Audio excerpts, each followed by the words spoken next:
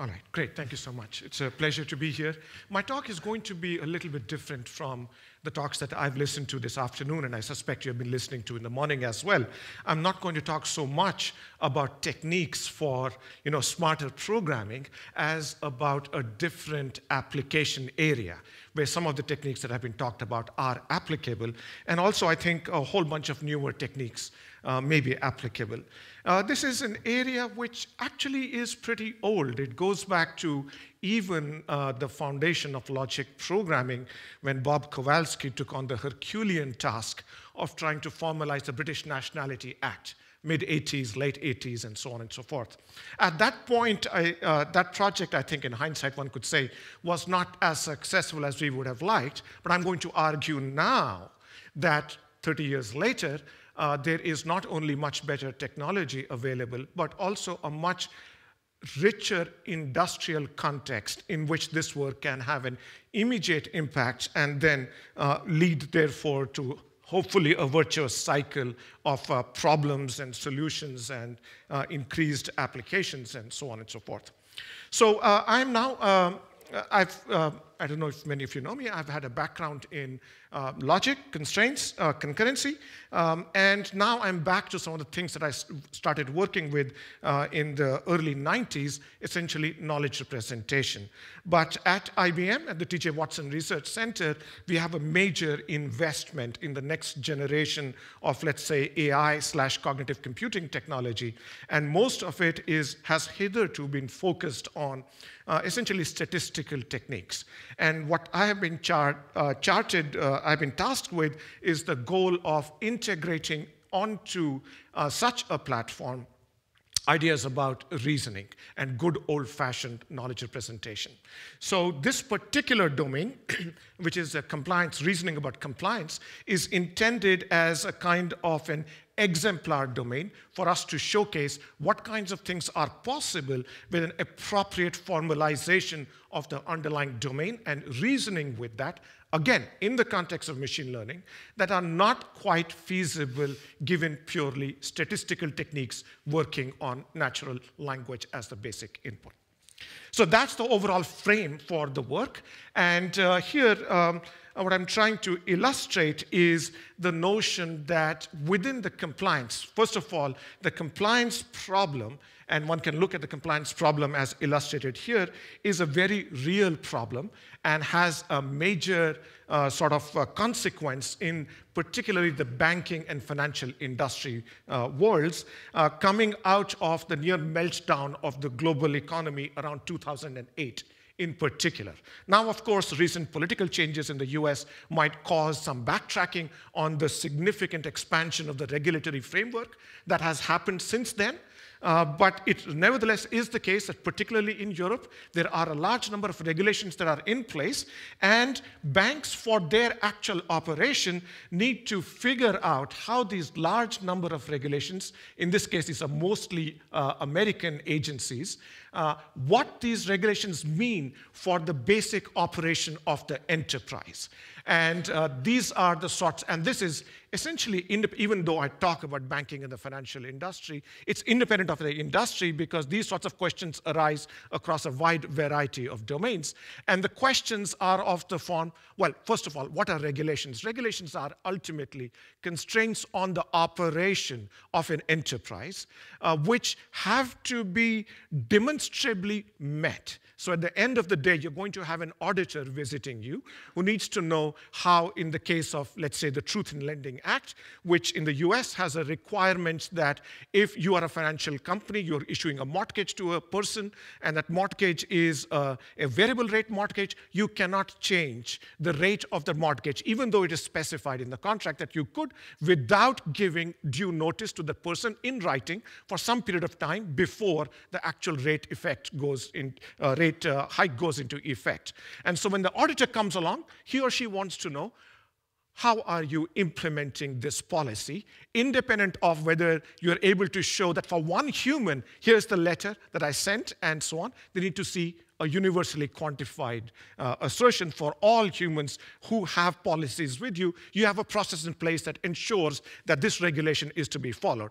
And of course, the big heavy hammer here is if these policies are not followed, companies have to pay tremendous fines, in some cases reaching hundreds of millions of dollars, particularly in the financial sector.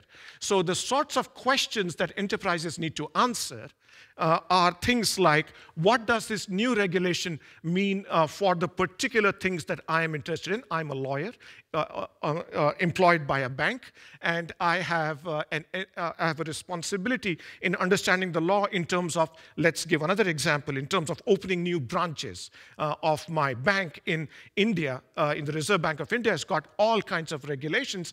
Again, these are motivated by considerations such as ensuring that banking services are spread throughout the country and not accumulated in metropolitan centers. There are all kinds of reasons why these regulations come into being, but it turns out that there are fairly complex regulations that you need to understand what they are because they impact the actions that your enterprise can take.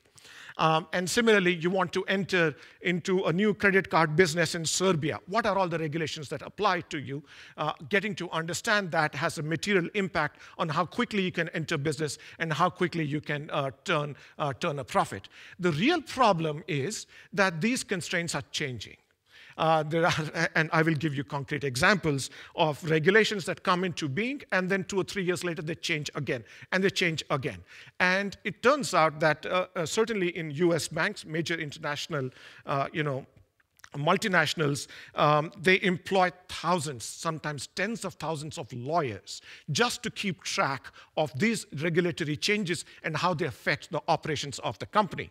And even in that context, the lawyers are not necessarily going to stay. There's a big turnover problem.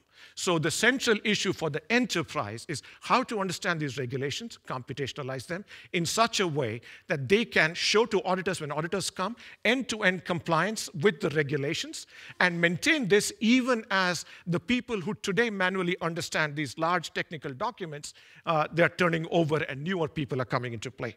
So at a large landscape, there are sort of 3 major tasks within compliance. The first is to understand, to ingest, correlate, analyze the text regulations. Unfortunately, regulations are still passed by regulatory agencies, passed by legislatures, still text-based, and still designed for primary consumption by humans, using language that you will see is fairly complex. So the task of understanding these regulations, analyzing them, and figuring out what they mean for the various operations of the enterprise is a non-trivial task. And that's the one that I'm going to focus on mainly here.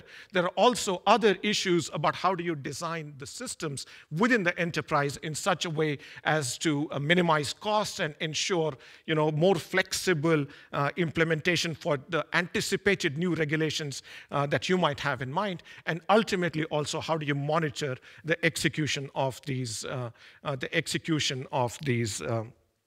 systems that you have put in place for your regulations. Now, that said, I want to quickly show you a sort of a high-level architectural framework within which a reasoner, such as the one that I'm going to talk to you about, fits. And the context here, think of it like this. What we are really looking to do are build professional assistants for, in this case, the lawyers and a particular enterprise, but it could really be any kind of a professional. It could even be scientists and other folks in other domains. When we focus on compliance, we are mainly talking about lawyers, though it is the case that there are also people who are in charge of implementing the processes within the company who are less lawyers and more risk officers within the enterprise.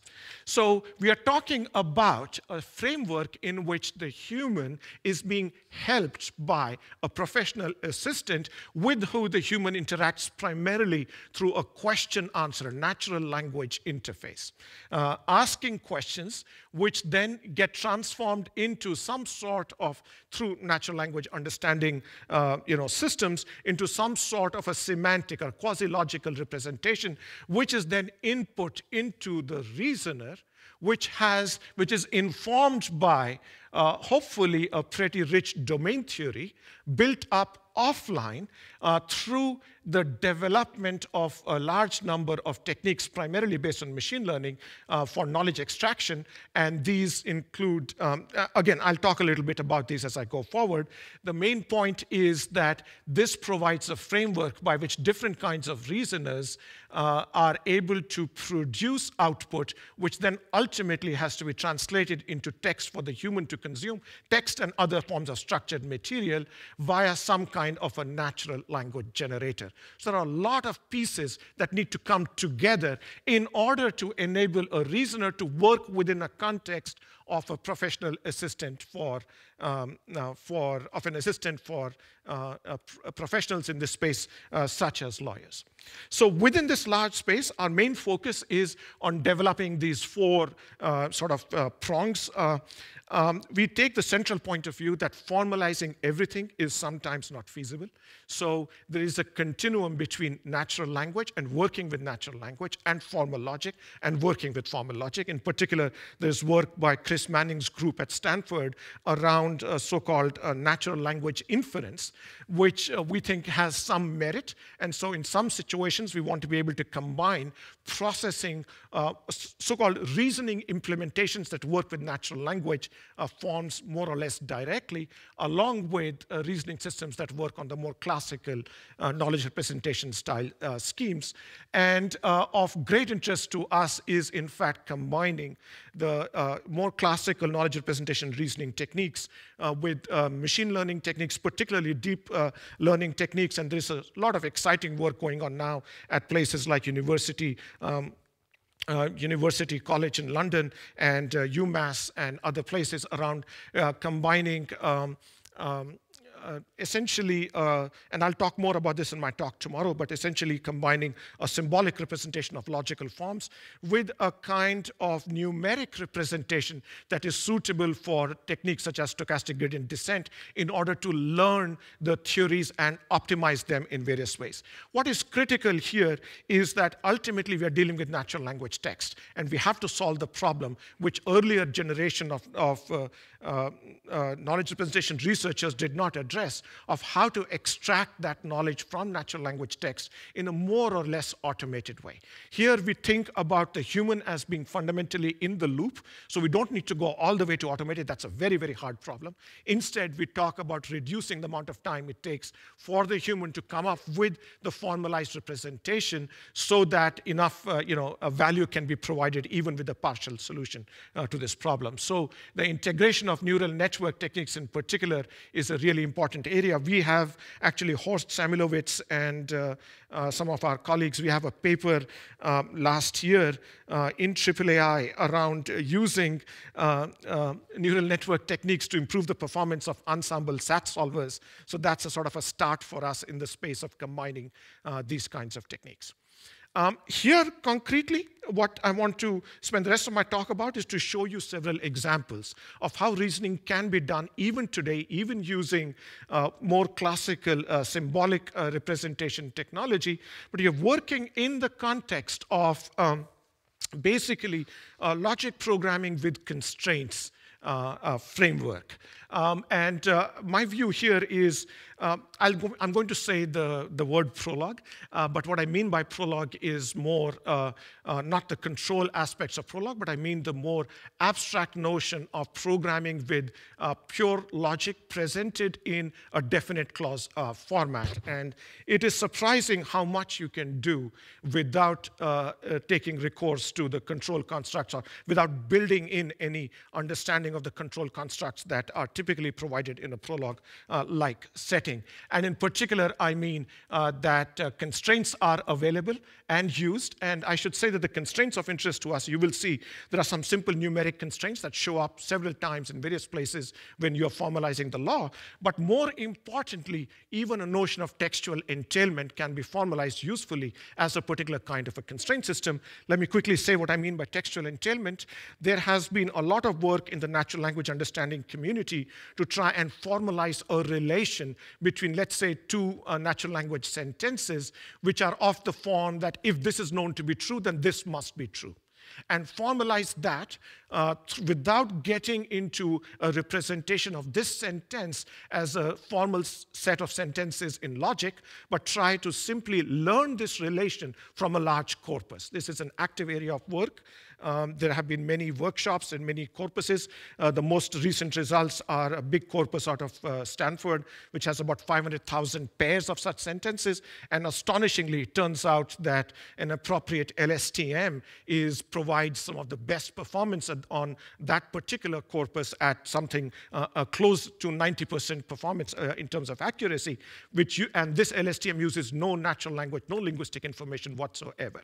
So it's stunning how much with large data sets we are able to do with purely non-symbolic approaches. So that, though, in the framework that I'm talking about here, we reflect back into our symbolic computing framework through the notion of there's a textual entailment relation available for the constraint, for the reasoning engine to use.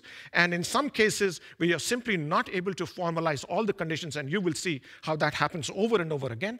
We simply take recourse to a textual entailment relation learned on this domain using the kinds of techniques I've talked about, or ultimately, if we do not have a good way of learning that relation, then that's where we turn to the human in the loop and ask the human, look, these are the conditions which, if they are true and they involve these sentences, then this is the answer.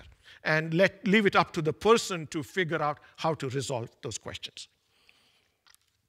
This is the broad picture. The probabilistic stuff plays a really important role, but I'm going to talk about that more tomorrow. And so if you're interested, please come to that talk. So concretely, here is, within this large space that I've talked about, here is the problem-solving, regulatory problem-solving project. What we are interested in is understanding regulations and understanding them from the viewpoint of answering questions about them, in particular questions about, is this regulation applicable in this setting? And what does it say about some other action that I want to take? And I'll quickly get to some examples so you can see how this makes sense. And we do that in a setting where there is, in many cases, there is a logical model constructed from the regulatory text. And we utilize theorists as the name of the reasoner we are working with, implemented in Prolog, supporting constraints, supporting a form of defeasible reasoning. It isn't yet based on answer set programming ideas, but maybe we will move there. We're evaluating that stuff. And in particular, it supports the usual sorts of things that you do within sort of the higher order version of Prolog, which is various kinds of aggregation queries and so on and so forth.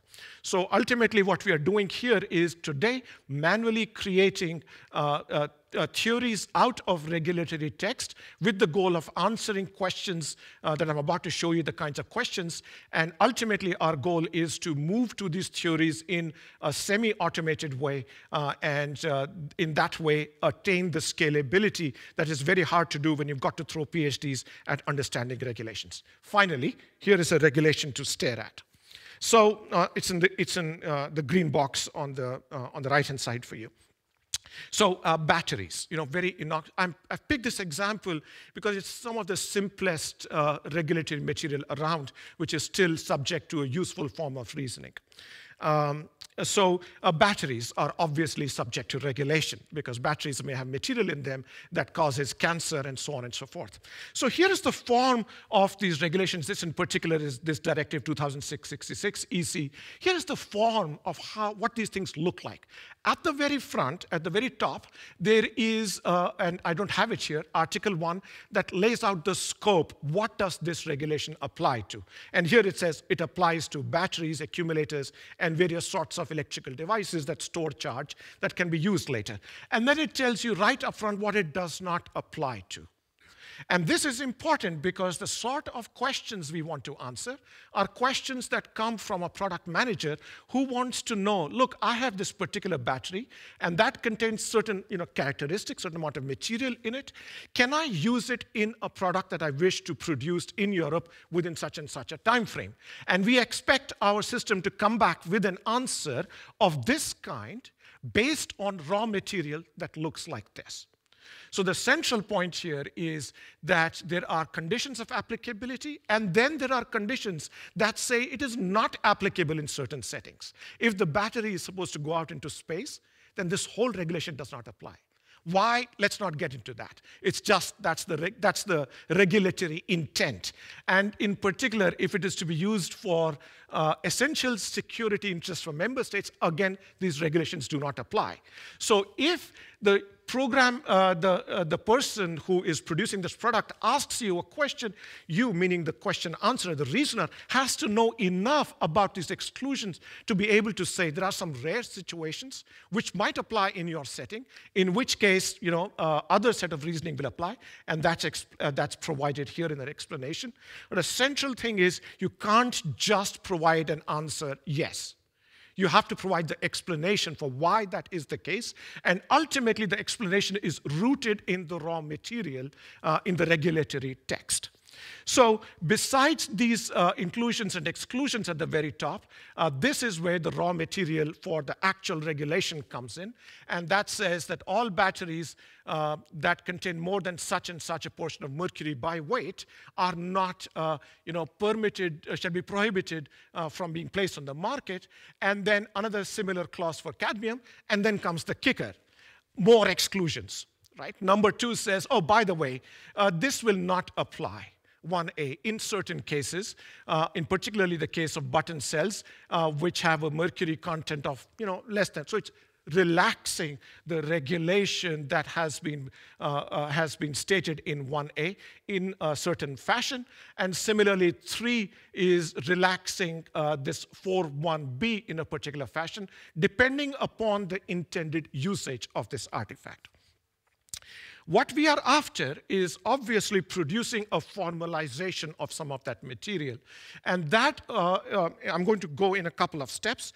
Ultimately, this is all in the space of natural language understanding and extraction of semantic form from natural language text. But to give you a sense for how complex this is, notice that there are things like bulleted lists in there. It turns out those are a problem, because ultimately you have to work with things like PDF. Out of that PDF, in some cases you get structured, HTML or XML. That's great. You have the structure you can exploit. If you have PDF, from that PDF, which is all about, PDF is a language for making marks on paper. From that language for making marks on paper, you've got to discover the structure here, that there is a bulleted list. And in particular, the bulleted list is such that the sentences in it are qualified by the prefix to that whole bulleted list. That together makes the obligation. The key issue here is to extract the obligation and reason with those obligations. So out of this material, you've got to derive a synthetic sentence made by putting together pieces coming from these things and from the prefix that is stating the full obligation in itself. Then you've got to recognize that there are certain pieces in there, such as without prejudice to and whether or not incorporate into appliances, that are sort of irrelevant for the purpose at hand. And so this is the real obligation coming out of Article 4.1a, and similarly for 4.1b. What that leads you to then is finally, you are in a position where you can more or less compositionally, phrase by phrase, go and get the formal version of this. Of course, you have still faced the key issue of, where did the vocabulary for the logical formalization come from? And in terms of using unsupervised techniques, that's a really important problem. Where is this vocabulary coming from? But let's leave that aside, because for now, we are talking about a human producing this. And then the rule is pretty straightforward. There is a predicate that says the state will prohibit the placing on the market of a particular item if, according to this particular rule, which is Article 4.1a, provided that this rule is applicable to this item, provided that state is a member state, and so on and so forth, the rest more or less writes itself. And with this, you have more or less the pieces to answer the question, except that you've got to deal with those exclusions. And those exclusions are the reason why we went down this path of naming those rules, because now we have a generic technique for saying when a rule is not applicable for a certain purpose. In this case, I am using negation as failure in order to sort of close off the current theory and provide something which is going to be true if I cannot establish its falsehood. In particular, the applicability conditions are going to be asserted by through clauses like this, which are essentially saying that that that other clause that I had, Article 4.1a, that is not applicable for this item, provided that this very clause that I am formalizing, which clause happens to be Article 4.2, is applicable, and that is formulated by applicable R item.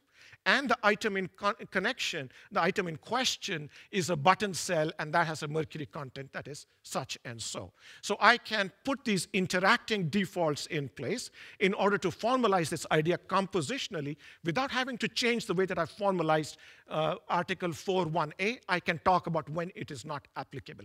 And what is the trigger for me to introduce this mechanism to say that something might not be applicable?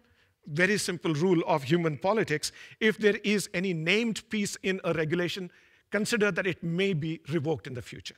So build in the mechanism for supporting its revocation in the future. And that's what we did. So in particular, even here, even this rule that says that that previous rule is revoked under certain settings may itself be revoked in the future. It is a named rule. So build in this notion that this is a named rule and that it is if it is applicable, then do that so that in the future you have the option of saying, oh, it is not applicable in certain settings, and then this will get overridden. Similarly for the other branch, but the only important thing in the other branch is I am using a textual entailment satisfaction relation to relate the item given to me and this phrase, which is enormously complex to formalize. It's not even clear how you would formalize it. Very contextual. Again, the point is either we have an algorithm that has learned this over a large corpus, or we simply ask the human, is it the case for this object that it is intended for this sort of use? If so, you can go down a particular path. And now comes the kicker. It's even more complex than what you saw, because of course that regulation was repealed in 2000, and I didn't know this till very recently, actually. It just plays beautifully into my story. It turns out 2013 56 EU, there's a newer regulation, and that regulation says, wait a minute, those things that we said about the exclusion for the mercury level, forget it. Or forget it at least until October 1, 2015. So in other words, and this is the raw, in green is always the raw text of that of the regulation. And this is saying, look, that thing we talked about before, you got to name. Naming is very important. And in that thing, Article 4, in that thing, paragraph 2, I'm going to replace with the following paragraph. And of course, our desire is that when we are formalizing this piece, we don't go back and change the formalization of the earlier piece. We just build up the formalization of this, combined, and now you will get the consequence of this thing being in effect on top of that existing stuff. That's the challenge in compositional modeling. And given the non-monotonic techniques I just talked about, it turns out that you can, in fact, do that. Essentially the same stuff that I talked about. Use applicable and produce the not applicable clauses under the appropriate condition. Here I'm adding the fact that the date is below a certain threshold to capture this. This is just the start. Hopefully I've given you some sense for the kind of complexity that arises in real regulations and how we can formalize it. My slides are available. There's a lot more content. In particular, it turns out that, let me leave you with, there's a lot more content which involves non-trivial amount of mathematics as well. And let me leave you with these sensitivity-based techniques for calculating various figures of merit about financial institutions. They have real mathematicians in there who are providing text to you, which has complex formulas, which all of these banks are now required to implement. And so understanding from this sort of stuff what the formalization is, that is the task that we are very interested in, because again, going from those 30,000 lawyers that are employed by this particular bank to even a third of that will result in tremendous savings for the sort of stuff that we are looking at. All right, so I'm going to stop here, and I hope I've given you some sense for how complex this is, and yet how the set of techniques that we are working with can be reasonably deployed in this context. Thank you.